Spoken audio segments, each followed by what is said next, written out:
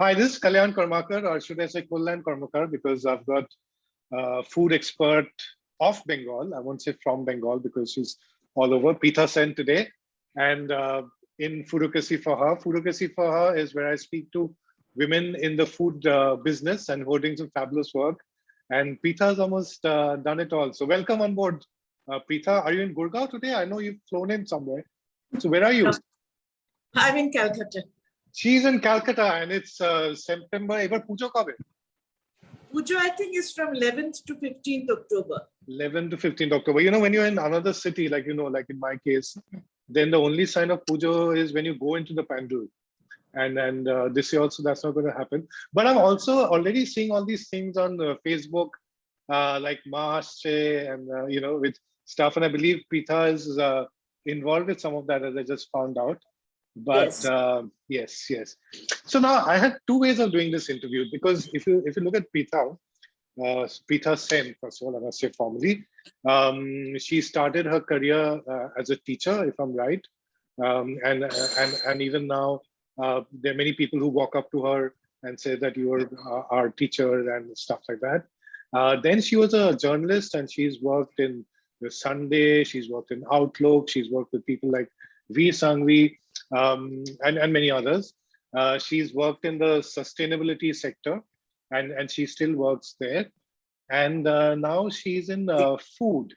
So, from a Bengali point of view and the traditional Bengali point of view, Pritha, you've been in such respectable professions like, Didi Muni, and then, journalist and Patrokar and Sheshe Radhuni.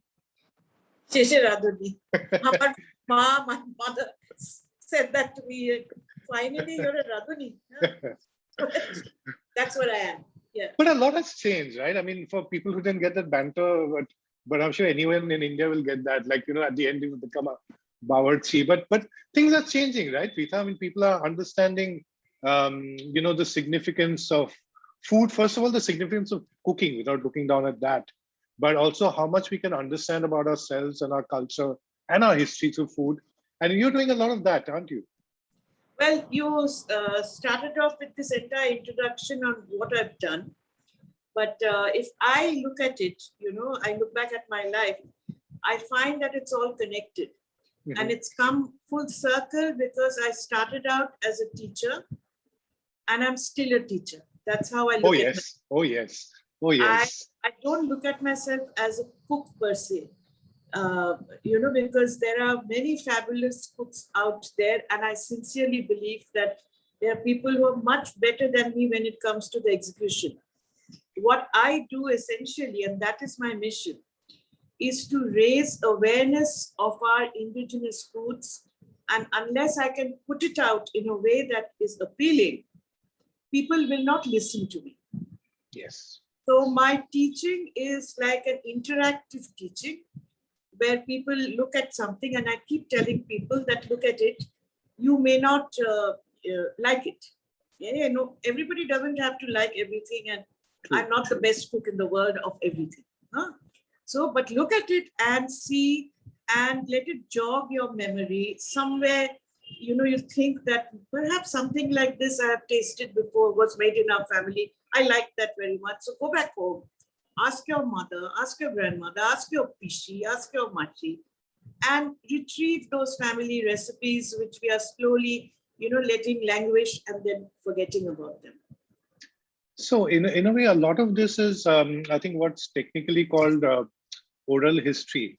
And yes. The fact is that if you guys scan articles on the food of Bengal, though I must say that that's not the only thing which Pritha speaks about. I mean, she speaks about Northeast, different parts of India, North, South, everything.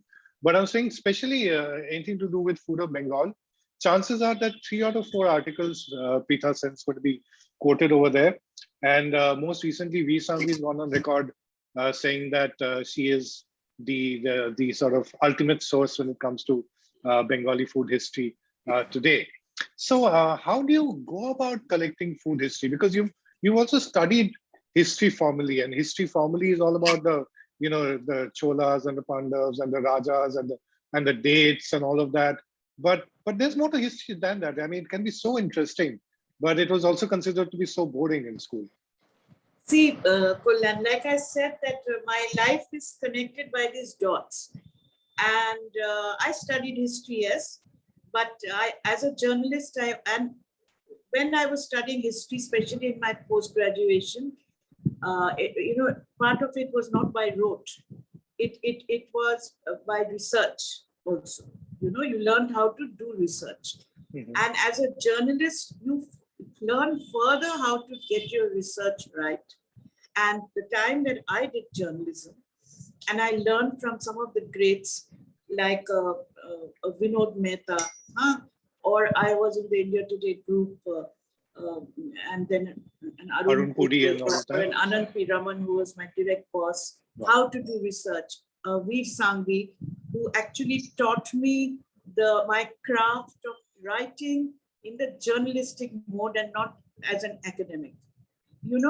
So all these wonderful people that I've had, and I still keep meeting these wonderful people I've had in my life, has given me this great platform to put everything together. So when I talk about food, it is not bookish knowledge that I rely on. Okay, that is the base.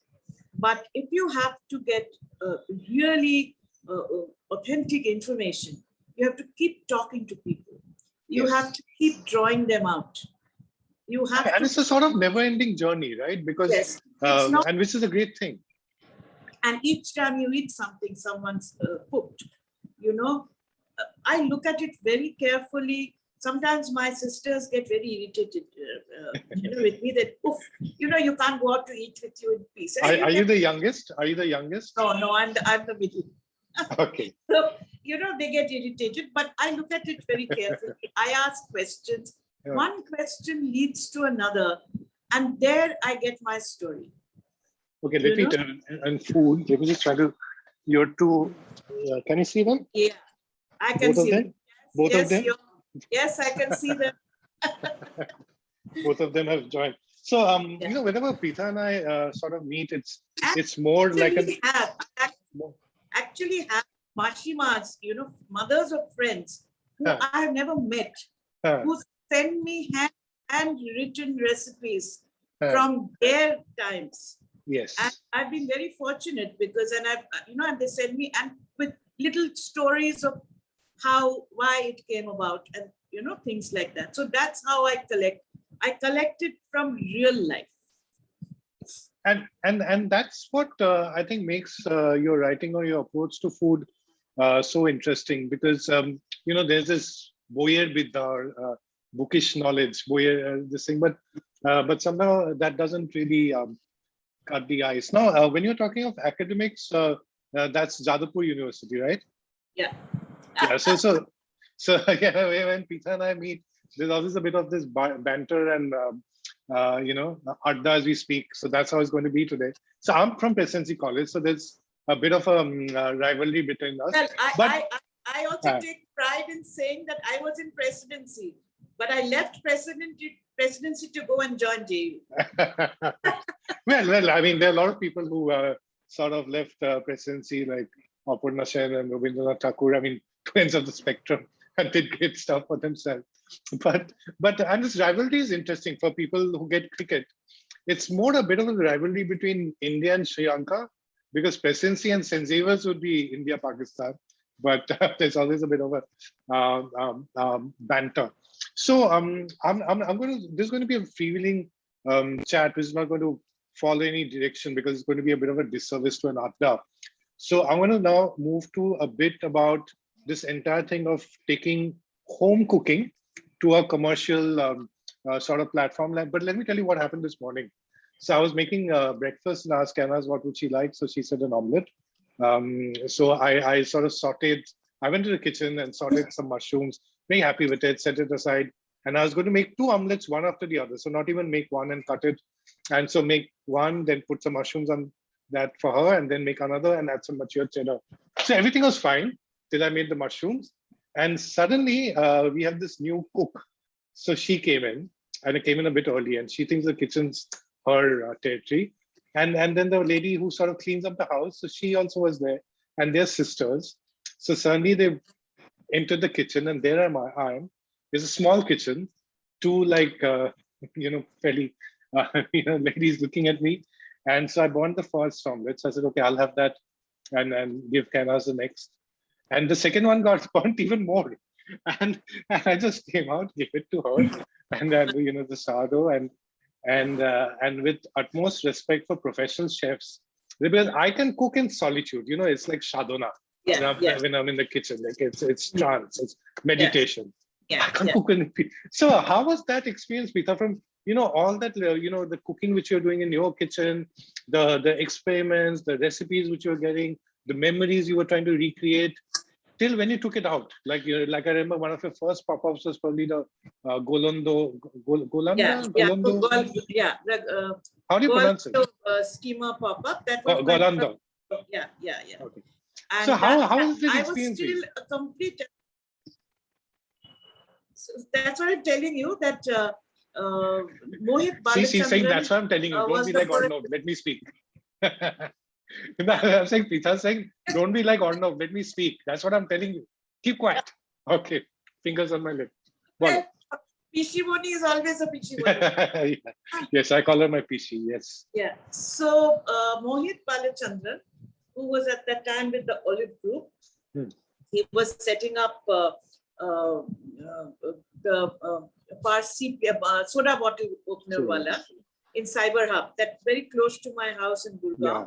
And he would sometimes drop it and would eat whatever I had made that day. So finally he said that, and he came to shoot me cooking in the kitchen once, because he ran this group called Chowder Singh. Yes.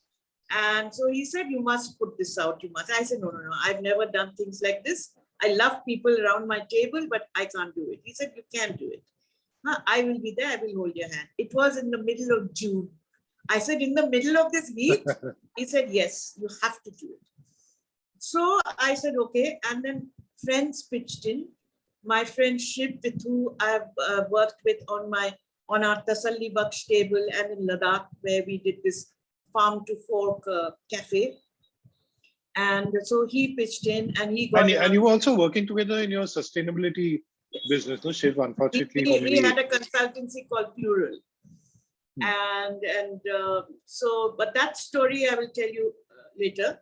So then Shiv's friend, who had a very popular Tibetan restaurant called Hachiba in Gurgaon, he gave me space. And so that's how it all came together. I was really nervous. And I think most of the food went out cold.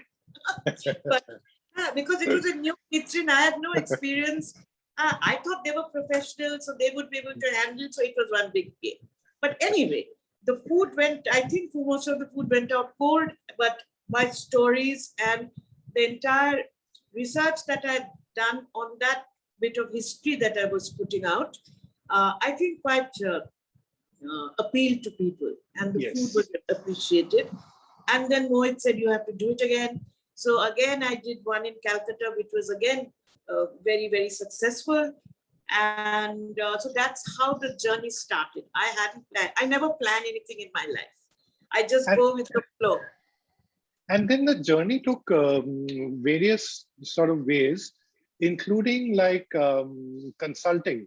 So like you became, in fact, there were at least 2 people who've been part of Foodocracy for Her before, where they've spoken of you and your contribution. So one was your work where you were sort of bringing out home chefs into the foray. And I remember Manzilat Fatima of Manzilat's Kitchen, in one of the earlier Foodocracy for Her things, she said that she never thought of sort of presenting the food from our home till she said that you actually gave her the idea and helped her set it up and all of that and curate it. Yes, and more recently, I presented her and done and she was saying that research work. Yes. And then there was later mustard, and we were speaking to Poonam and Shilpa over here, and Poonam was talking about Shilpa, about how she met you in the Hornbill Festival, and they started talking about let's do this Bengali thing and stuff. So there's one thing where you're working with yourself, and then when you're working with others. So 2 different things, right? So very, very different ball games.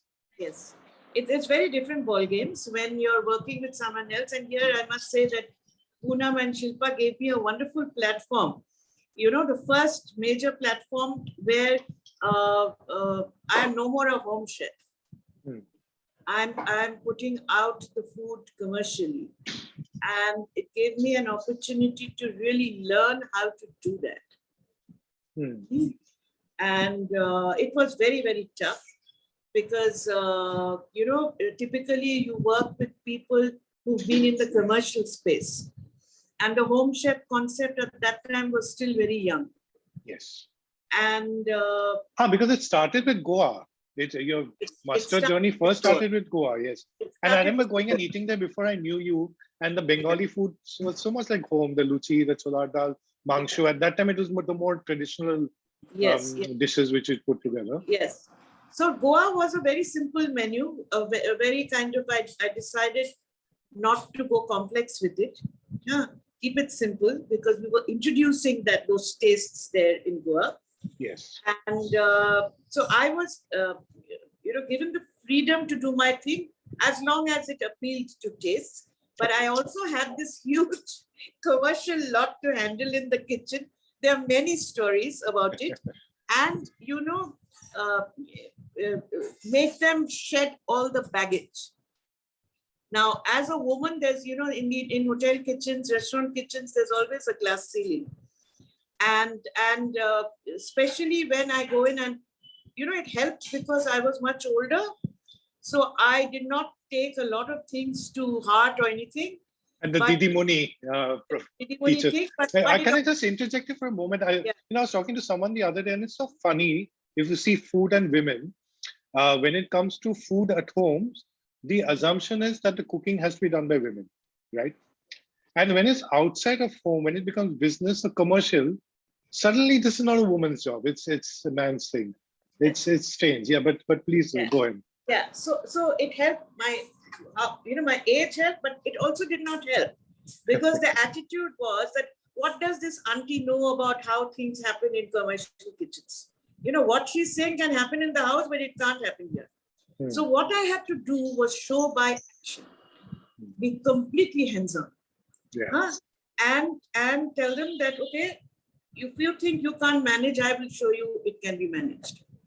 So I worked for 10 hours, 11 hours a day, doing things myself alongside and showing that, like one of my, the guys who were there, of the cooks had told me, this malai curry won't sell. You don't have cashew paste in it. You don't have poppy in it. What kind of malai curry is this? But what malai curry has cashew and poppy? It's over the milk, the coconut milk. Well, the commercial ones put in a lot of soya. But not bari malai curry. No, bari which is so poetic. Which is so poetic. And in fact, that's so much about some of the dishes you put, like the khoyer bora and the malai curry and So so it is a delicate thing. It is not everything. So where the coconut milk is the king or the queen. The Malays don't put cashew paste in the malai curry. It's fish moili, malai curry. The Malay coconut gravies. They all kind of connect. Yes. So this entire thing about putting in khoya and kaju paste and poppy seed paste and all of that, I threw out of the kitchen. I threw Kashmiri chilies out of the kitchen. I threw a lot of things, boiled onion paste out of the kitchen. The usual I'm visualizing you actually throwing them out. Have these big tubs of boiled onion paste because it thickens gravies easily. But then it loses out on the actual delicate flavors if you do things like that. So these are the battles, and I had to show that it could be done by being there physically and doing it myself and putting the food out. And that's when the tide changed. And they began to realize, yes, I mean, they're coming back more for this food than what we are putting out. So, but it's always a struggle in every new kitchen. But I saw an impact of that when I went to Mustard. I mean, I've had a few meals when you were around, and of course, some of that chaos and the Golanda things happened in some of your new things over there also on the first day, first show. But a bit like, like theaters in the old day. But Yeah. I remember once I'd gone and you were not in town, and I was shooting this thing on puris, and I wanted to show Karaishuri Kochuri, and you were not there, but you were still sort of leading the team, and Prashant and his team were making those Karaishuri Kochuri, and the way they filk out, and then you could see that between the diaphanous layer of the the moida, the slight greenery inside. This is almost like Ravindra Sarovar lake, and the Yeah, the moida, and it is so pretty, so I used to pure. tell them that you have to take pride in your food. Look how Yes. pretty it is. It's artwork. So I would reject anything that had blisters. We used to do these very fine dal puris, which were white Yes. and it was almost grease-free, and they were translucent. They were my mother's specialty. And I put it out there, and I used to stand by each person who was doing it and was sending it out, giving till they got it, and then till they also began to take pride in it. So I loved doing that. That's when I teach. They are my students. That's why, So And it must have been very satisfying, right? Like a lot of these folks whom you worked with were probably not that, well lettered or came from very humble backgrounds, but you did see some of them. Some of them even actually went and worked in, 5-star hotels and stuff like that. Because I know your interest in sustainability and, yes. working with different sections of society. Yes. So that yes. must have been very fulfilling, right? Yes, yes. And to see each person grow has always been, very fulfilling for me. And in somewhere I had written, I remember, and I still feel that way, that even if one of the guys that I have trained reaches the top in a real chef coat. Is there any story you would like to share with us of any such transformation? I mean, up to you how much details you want to give, but it's just so inspiring to hear these stories, to see what people can do. Yes, yes. My biggest, I still wouldn't say a success story is this boy that I had got from a village in Midnapur with huge attitude, and Attitude na hole Bengali hai. Bengali without attitude. And he was already working in some Bengali restaurant, so he thought he knew it all. And so when I started throwing all these tomatoes and boiled onions and everything out of the kitchen, he wasn't happy at all. And he was the one who was the most critical of everything that I did. And then slowly I started working on him, started explaining and telling him.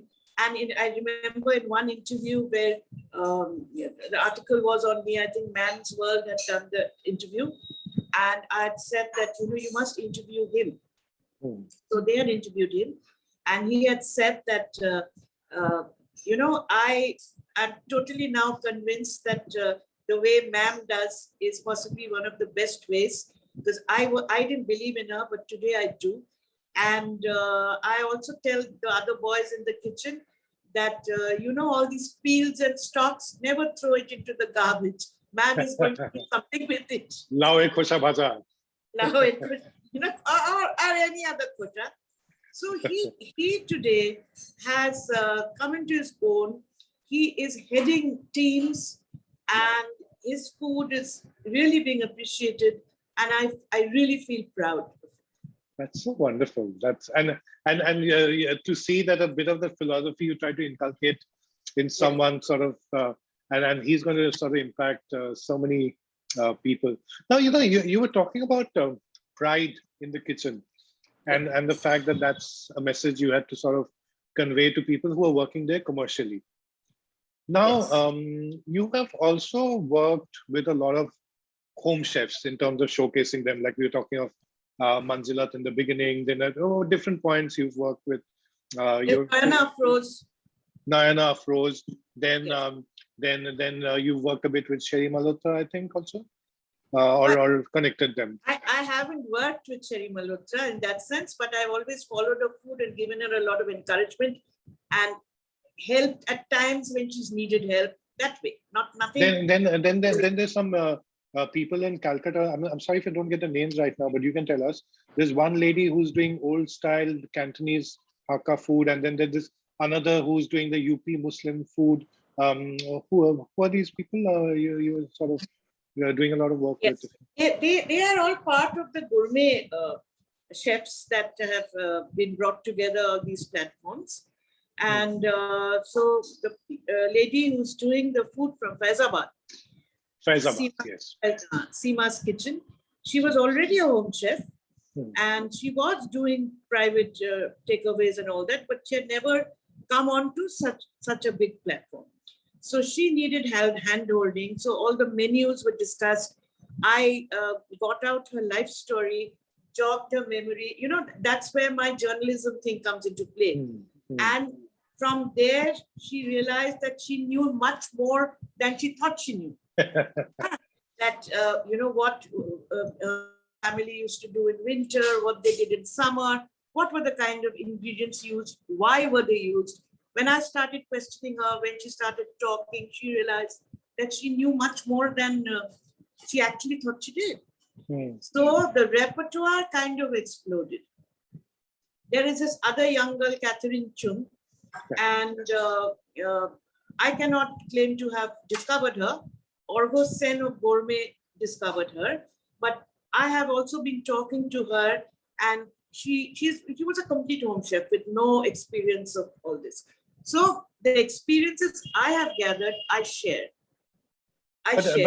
Yeah, and because if you see Calcutta Chinese today in the restaurants in Calcutta, I'm sorry to say, but every time I eat there and run by Chinese families, it gives me terrible heartburn, and sort of which I'm rarely experienced. You So must I would really, food. yeah, because the colors, the the Ajinomoto and the deep frying and this, that. I mean, no food gives me that sort of heartburn the way the Calcutta Chinese places do. There was a gourmet exclusive dinner with Catherine Chung at a heritage home.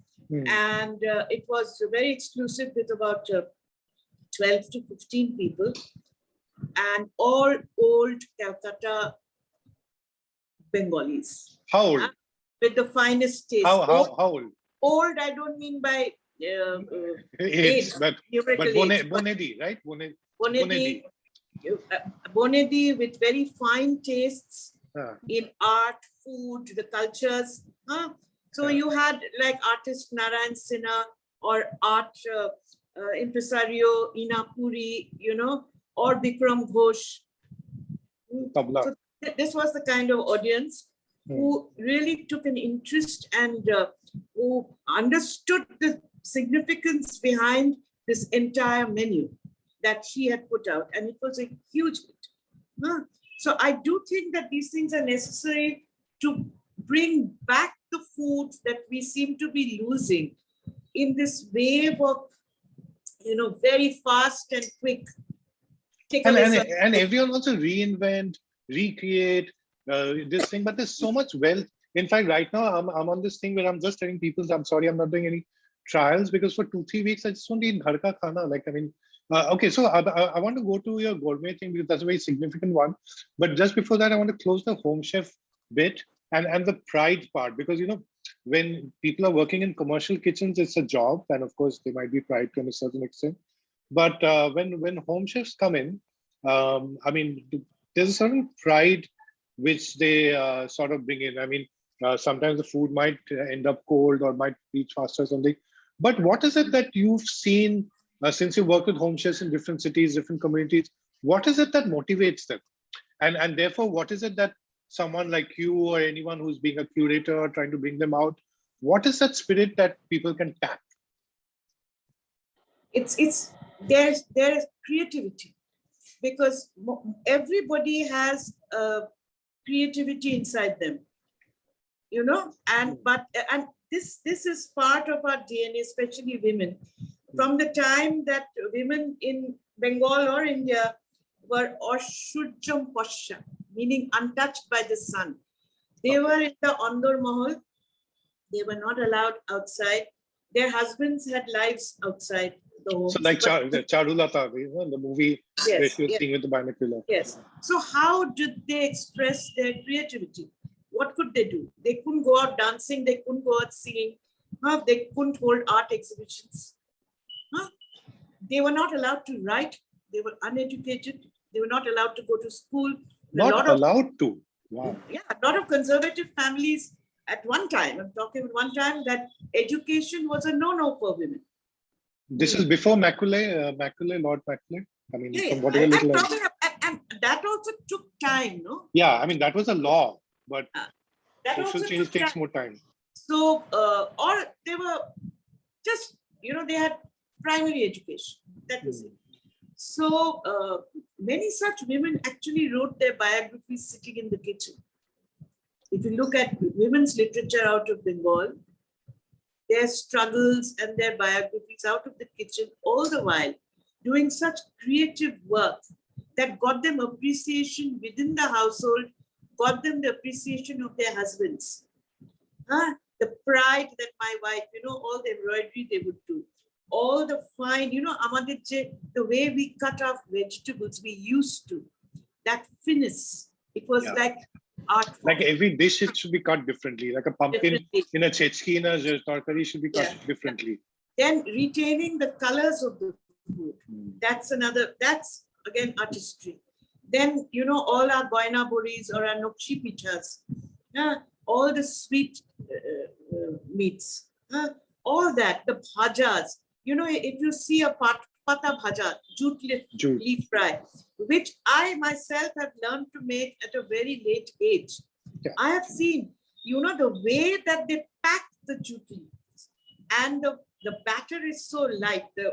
It's like tempura batter, almost rice flour batter, that when you fry it at the right temperature, they come up in layers, like a dhakai porota or something, and you're serving it fresh. So each one was actually a matter of pride to get that perfect.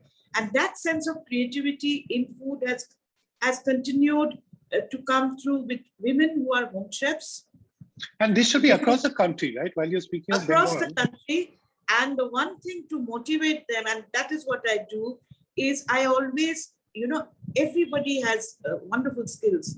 And I admire those skills, and I tell them that you can do better. You can just go put it out. You can, because I actually believe in it. Oh, lovely. And I just love this term creativity, because, there have been certain traditional definitions. So, for example, when it comes to occupation or studying, at the time when I was in school, college, when you were also, different centuries. Just joking. but for a guy, it would have to be, either IIT or join for engineering, or, whatever the medical exam was called, or IS at the worst. So similarly, then if there was a creative field, then creativity was writing, it was poetry, it was novels, at the most maybe singing, or theater perhaps. But we've never really thought of food as creativity, have we? I mean, it's not really being given that sort of importance. Like, you would still say that, oh, my son or daughter is so creative because they write such lovely stuff. But, it probably took us like a MasterChef Australia or something like that to realize that cooking is all about creativity as well. Why do we so undersell ourselves? Because food, people look at food that, it's an everything part and parcel of our lives. But the real thing is that food is identity. Food is who you are. What you put out is who you are. Yes. And we always want to put out our best. Yes. Right? And that's where your creativity kicks in. That's when you realize, oh, instead of doing it like this, I can do it like this. And that is what gives you satisfaction. That is what makes you happy and earns you the appreciation.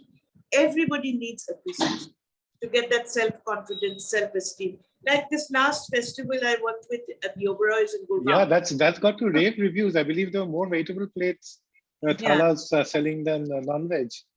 So I had a very tight team. Yes. Because at these times they could not afford to give me a very large team like they had done last time. But I had a very tight team, and the team were, what I found exciting was that once they got to know me a little, they were eager to learn. And when I would walk in and say, wow, the gravy is such a wonderful color, you could see the happiness in their eyes, and that. And these are all probably ISM trained and Oberoi school trained, and Oberoi also has that thing and all that. Yeah, you could see the joy in their eyes, and they would, of course, then try to do better. Yeah. So it is this appreciation that every person, not that job, that okay, I've been assigned this team and I'm barking orders, and if it's not right, I'm blowing a fuse. I do that also. I do that. Sometimes on social media. But that one little appreciation gets out the best from them. So everybody, that's why I feel that home chefs today need all that encouragement and all that appreciation, because everybody needs to be creative and has creativity inside them. True. So with that, let me finish the story of one of the platforms which you just mentioned, because if I remember right, you first started working with them, or we saw the work a year back or something, and then again a new series, which is the Gourmet platform, Gormei.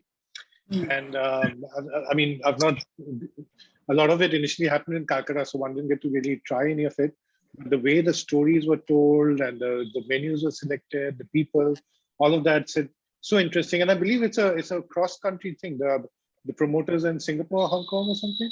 Yeah, the promoter was based in Hong Kong all this while, but he came to India essentially to start off India operations, beginning with Calcutta in 2020, and then he got locked down. So in fact, after the lockdown, I think during the lockdown you were doing it. Yes. So, but before that, they had done fabulous stuff in Hong Kong, in New York, in Brazil, in Peru. Wonderful, and it was all meshed together. The travel, very niche travel, art, and food experiences. So that is what they wanted to bring to India. And so I had just about started talking with them. They had approached me. They wanted to begin with Calcutta, like everybody does, because of Calcutta's food and food history.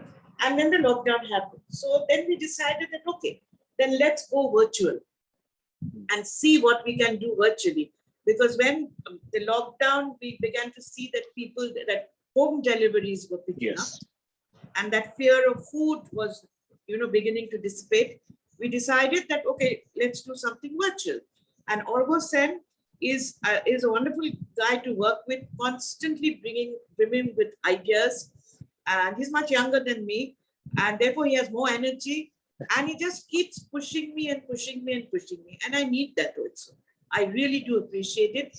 Yesterday at 11:30 at night, he says, I need this by half an hour. I said, listen, it's 11:30. He said, no, my creative, they are already under pressure. My creative team has to do it. I've given them a deadline, so you have to do this. So that's how he makes you work.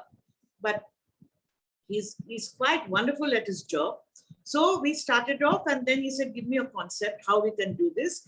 So I drew up this concept of, because the golden period of Calcutta gastronomy was the last century. It slowly started at the turn of the century. And by the time of the two wars, it started picking up, and then it exploded after the Second World War. So I picked up 100 years of Calcutta food. Till about 60s or something, right?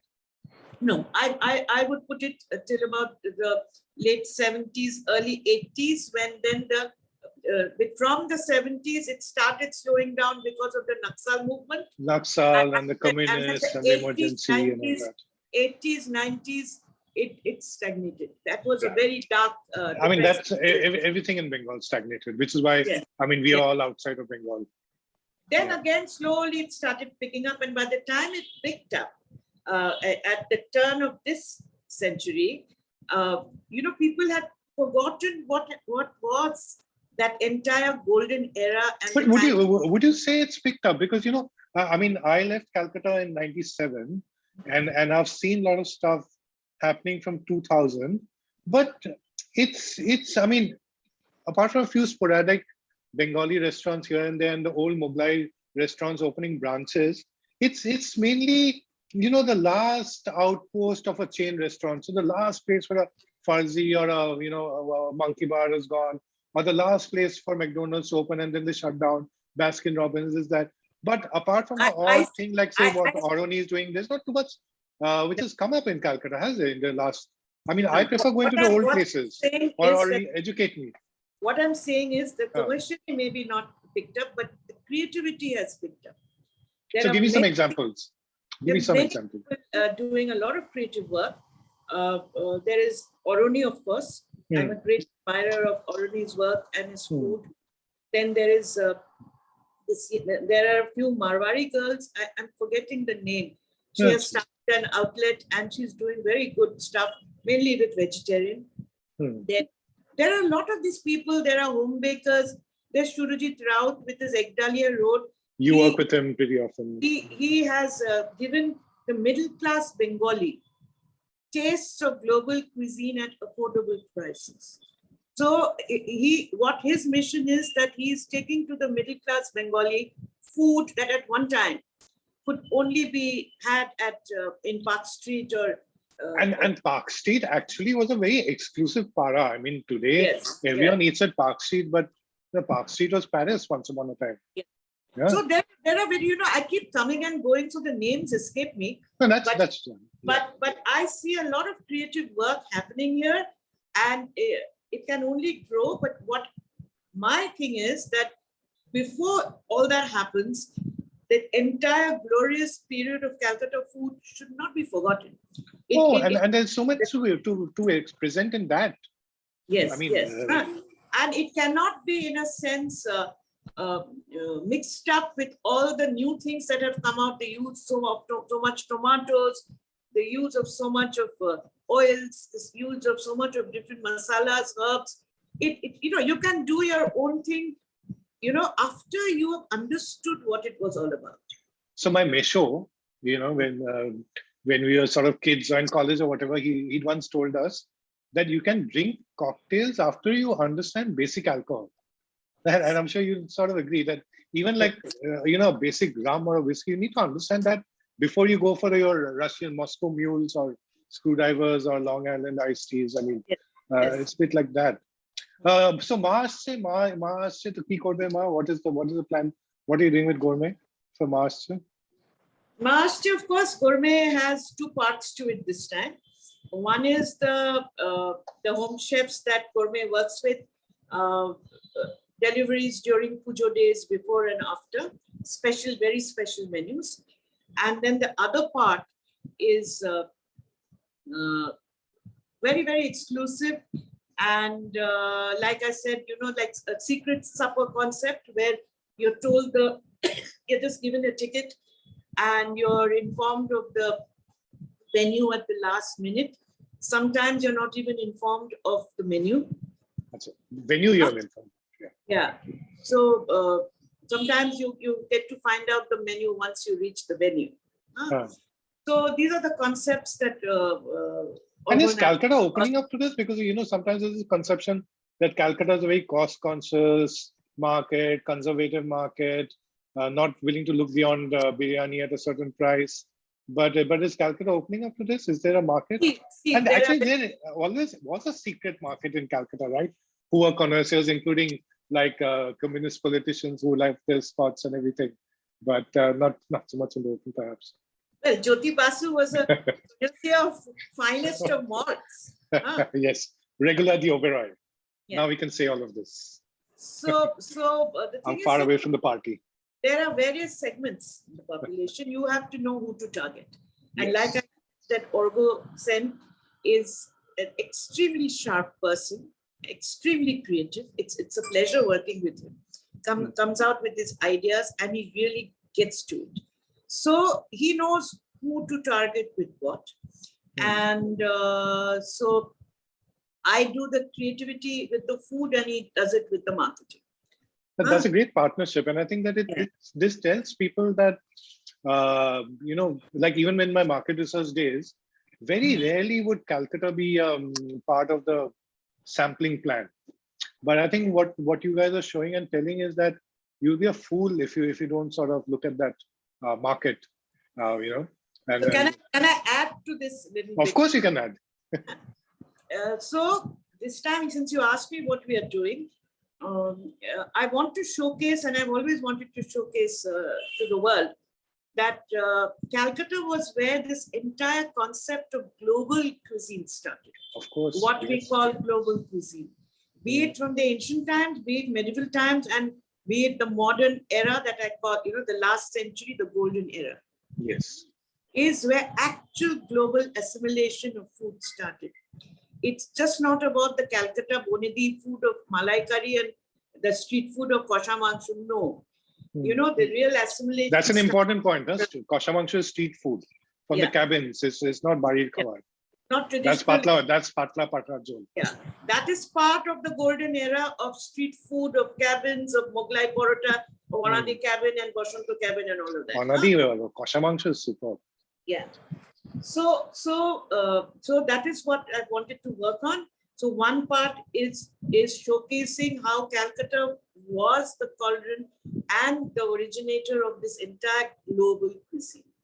Okay, that is one.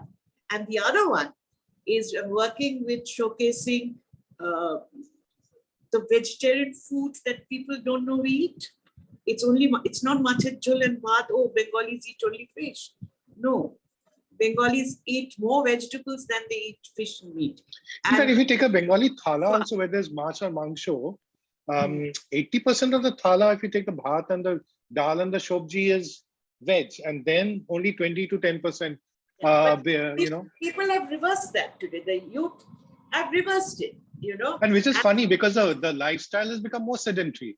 So if your lifestyle is like active and this, that, and running, then it's fine. But if you're running, you are definitely not a Bengali. You're a fraud. So we are scholars, and scholars can't eat so much meat. So we have planned a few Hotels. very high-end vegetarian events, and the other end is mostly non-veg because during that time the kind of food, the assimilation that I'm talking about came about more with non-vegetarian food. Okay, here I must say it for Pritha's reputation and all that while she's saying all of this vegetarian and all that, please don't think of her as a Hindutva person, because you go to Facebook, you'll see her political affiliations are very different. So so that's the thing, that vegetarian food is actually a way of life. It's not a political ideology. No, food is not a political ideology. It's a way of life. Yeah.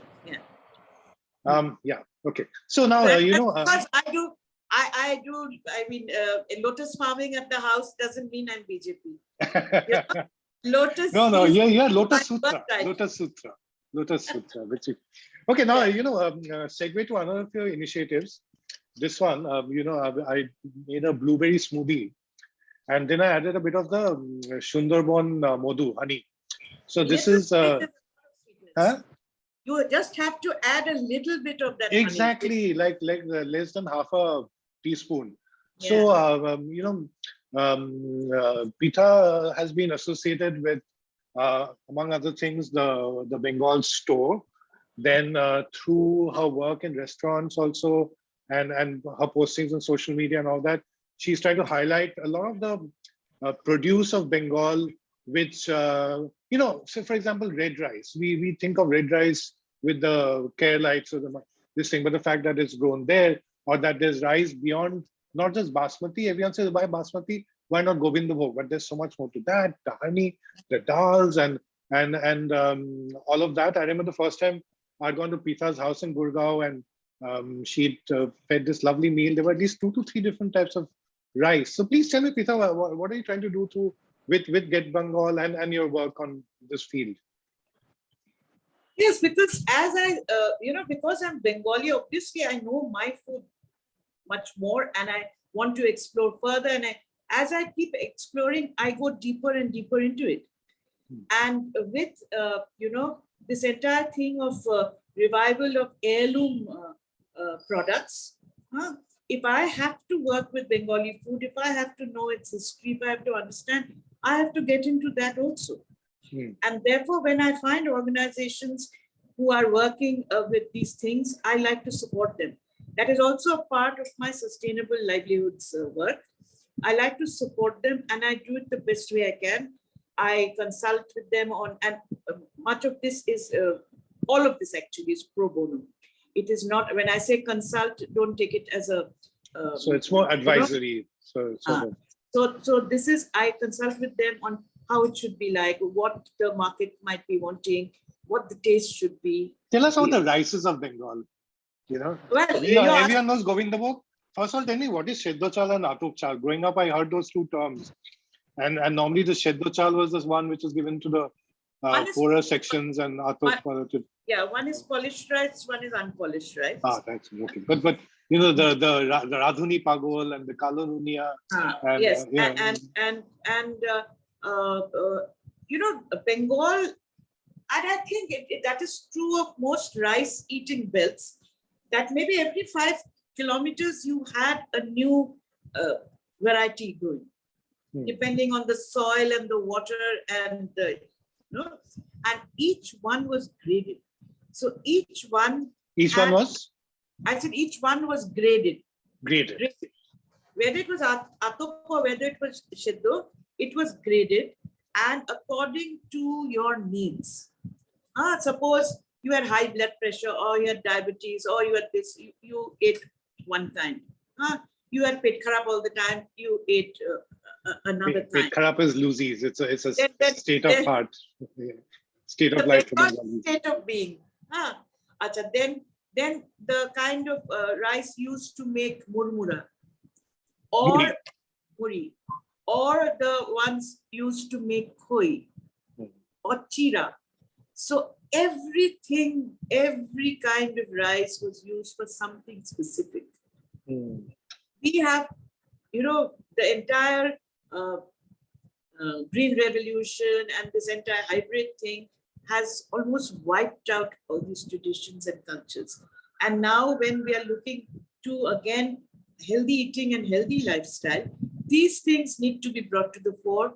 And it cannot be just the preserve of the elite few for whom, you buy it at a certain price, because these things obviously are priced a little higher.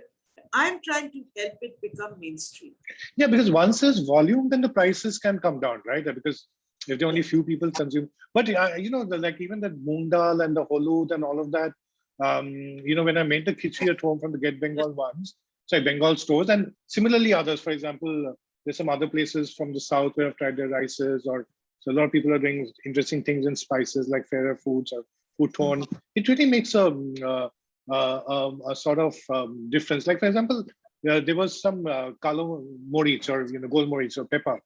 I didn't know that pepper was grown in Bengal. I mean, pepper is more Kerala and Goa one. No. Pepper and pipuli, black cardamom.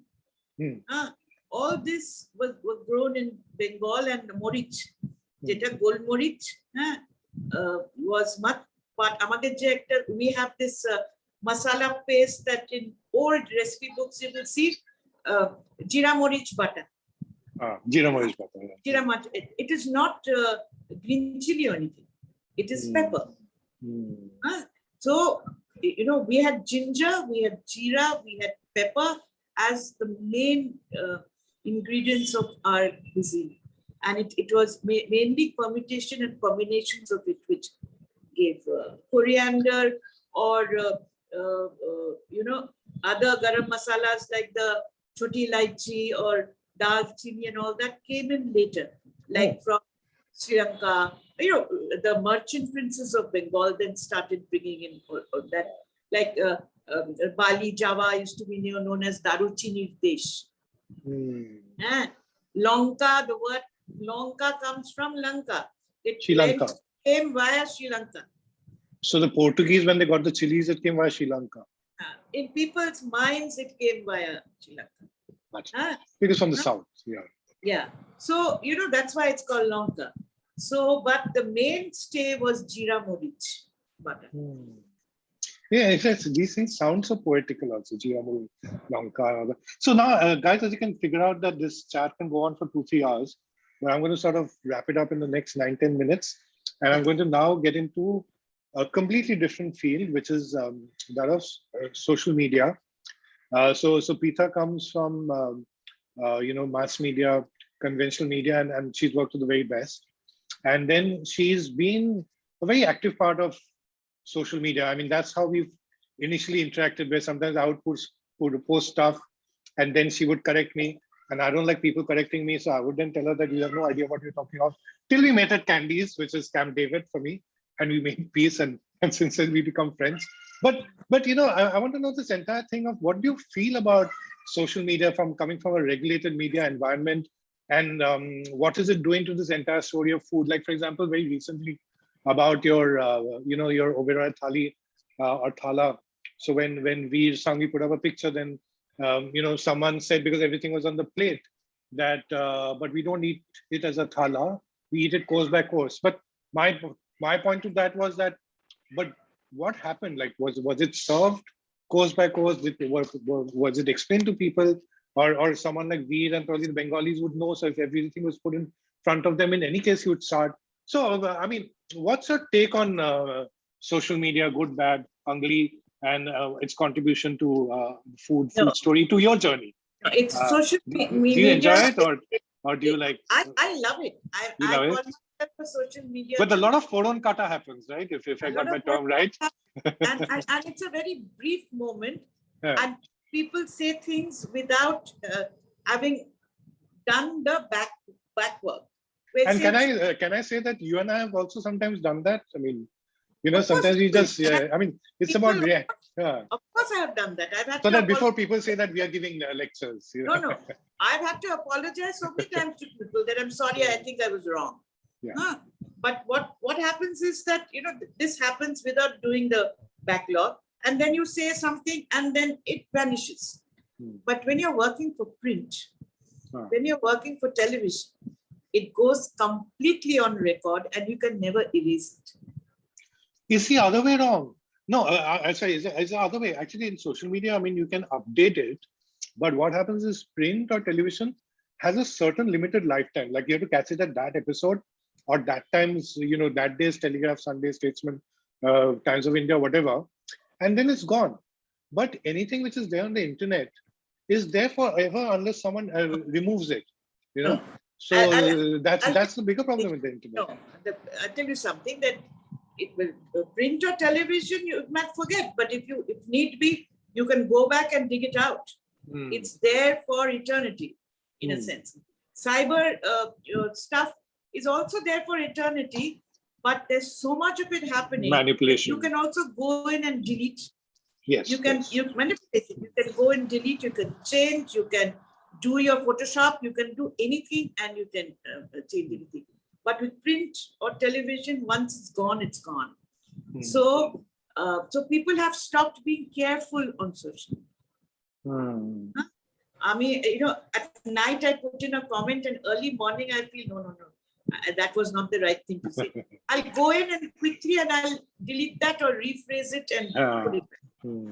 But you can't do it with the other. Yeah, you have to be more conscious. Having said that, like, I've written bylines where once I was in cover byline for a magazine where, I'm used to Kalyan Karmarkar, and I tell people I'm not Karmarkar.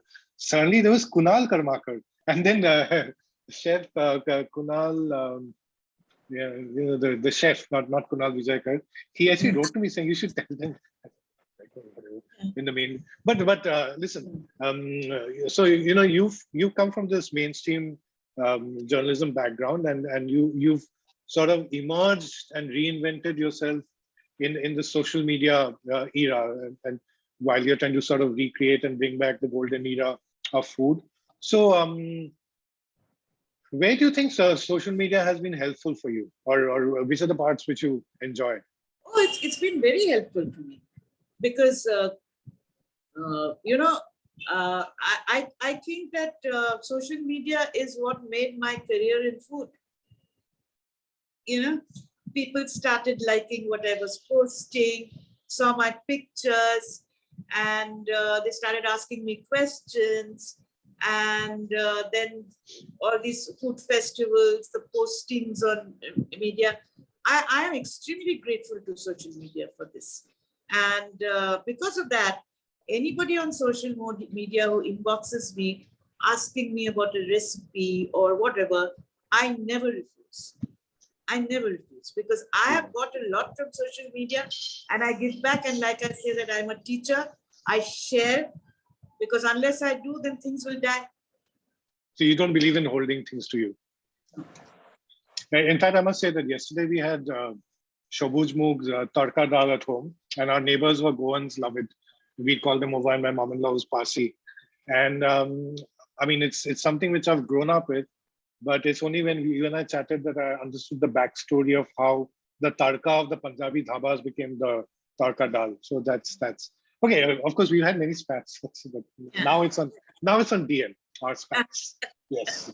Okay, now I've got about 2 minutes where I want you to sort of speak from the heart and tell whatever you want to tell to women who want to sort of carve a niche for themselves in the food business, because let's not forget this is foodocracy for. Well, I would tell them to just go out and do it. You know, even if you fall flat on your face the first time, you will always get up and know the second time where the pitfall is. But never give up, just do it. I always tell everybody that you can do it. You know? We all can do it. It's just that we get scared. There is no place for fear. Fear is the biggest enemy. You have to go out and take that risk. Fear is the biggest enemy. That's I think really wise words. I mean, while she addressed it to women, but I think it applies to everyone. I think men have their fears as well. And keep looking at what Pritha is doing, because it's lots of exciting stuff. Most recently coming up is the marque activity which she's doing with Gormei, Gormei, in Kolkata. Not that I need to spell it out for you. She just finished a fascinating sort of pop-up Bengali food festival at Oberoi, Gurgaon. And now everyone's telling, all the local Oberois are telling Chef Sadhvi Bakshi, who's now the executive director, get her to Bombay so we can have some fresh fulko luchis in the morning. But pleasure as always talking to you, Pritha. And yeah, I you know, first time we had an adda together, I almost missed my flight. She was saying, when is this boy going to leave? First time live, first time was entered your screen by accident. I pressed all the wrong buttons. That is when I was doing those live. We all learned. Yeah. But absolutely lovely talking to you, and welcome back to Kolkata. I've not been to Kolkata ever since the lockdowns happened. So I'm happy that at least you have. And have a lovely pujo. Come and bring Rekhadi to see my lotuses. Rekhadi is in Gurgaon. My mom's in Gurgaon. Oh, she's now in Gurgaon. Yeah, okay. She has been in Gurgaon since beginning of the year with my brother. Anyway, but we'll catch up. Okay, chalo, take care. Okay. Bye.